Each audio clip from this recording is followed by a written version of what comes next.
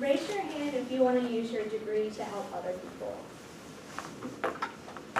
Raise your hand if you have an interest in sports, even if it's just watching. Perfect. Now, if you raise your hand for both questions, working for the Res Community Fund is perfect for you. I interviewed Joe Palmer, who's a Xavier grad and now works for fundraising and outreach coordinator for the Res Community Fund, which is a division of the Cincinnati Reds. I chose this topic because of 3 aspects of our survey. The first one being the diverse majors in our class. The second being that we want to be passionate about our jobs, and that's more important than the pay, and also that we have an interest in sports. So Joe was a marketing major here at Xavier, and so I used him as an example of the fact that 68% of people working in sports today do not come from a sport business background or a sport management background. So just like every other business, they are open to all different majors, not just ones involving sports. So this comes from the Sport Business Journal. And so through my interview process and from volunteering with the Community Fund, I'm going to tell you a little bit about the Community Fund, Joe's job, and the 3 tips that he gave me for those who want to go into sports. So some background about the Res Community Fund is that it was created in order to revitalize youth baseball in the Cincinnati area. So they opened the Urban Youth Academy, which is about 10 miles down the road past Kroger, and is used in order to help underprivileged kids have opportunities to play baseball.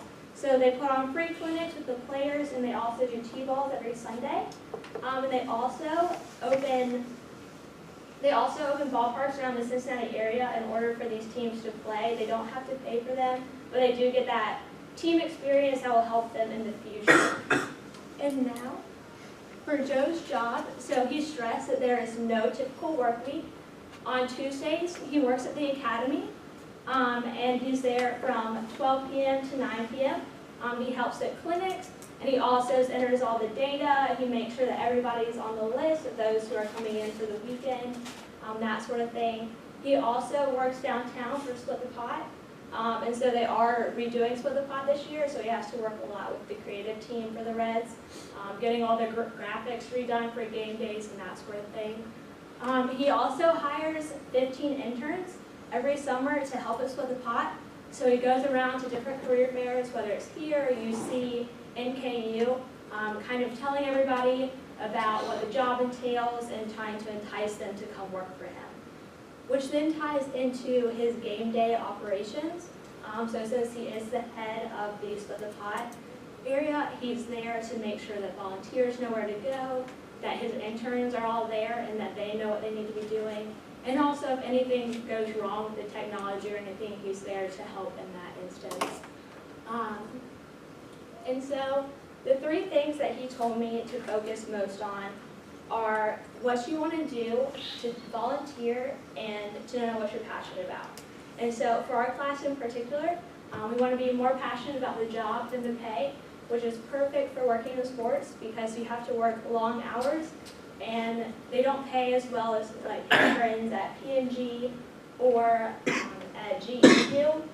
They pay about $20,000 to $35,000 for entry-level positions, according to the Sport Business Journal, and there's also an average of 58 hours during the season and 48 hours during the off-season that they're working. That does vary depending on the job that you're working in. And so he said to definitely intern, to know what you want to do, and to also, he stressed the importance of volunteering.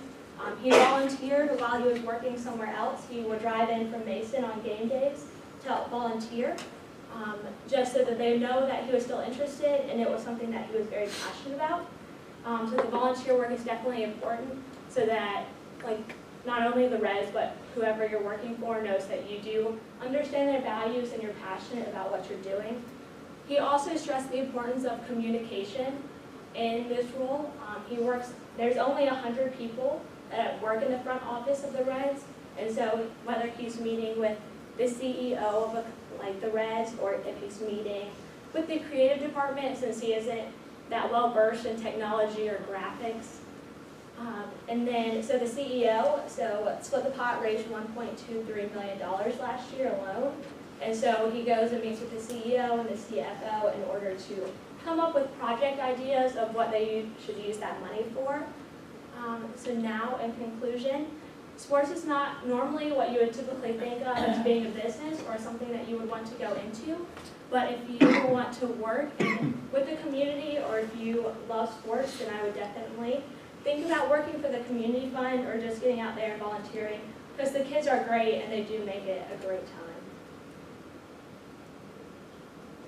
Any questions? Yeah. So during this season, are you doing Split the Pot, or are you doing more stuff outside of the Reds games? So you're talking about like his role in general or like volunteer? Oh, I was curious what you were doing. Okay, so during the season, so I work with Xavier Sport Business Club, and I was their service chair, and so I did a lot of like getting Xavier students out to Split the Pot, which is like the 50-50 raffle, and so it's people that wear like the green shirts and walk up and down. And so that's a great way to get involved. And then here I work at their T-ball clinic every Sunday, which they just bring in like underprivileged youth, and like their parents can sign them up, and they just show up, they provide gloves, bats, helmets, and then they get that on the field training and that one-on-one attention, and they also get to mingle with other people. That helps.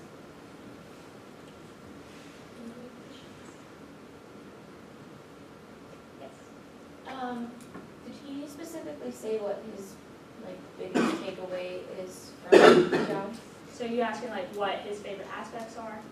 So he stressed a lot about how, so there are some cons, and it's like the long hours and the low pay, but he said that the pros outweigh the cons.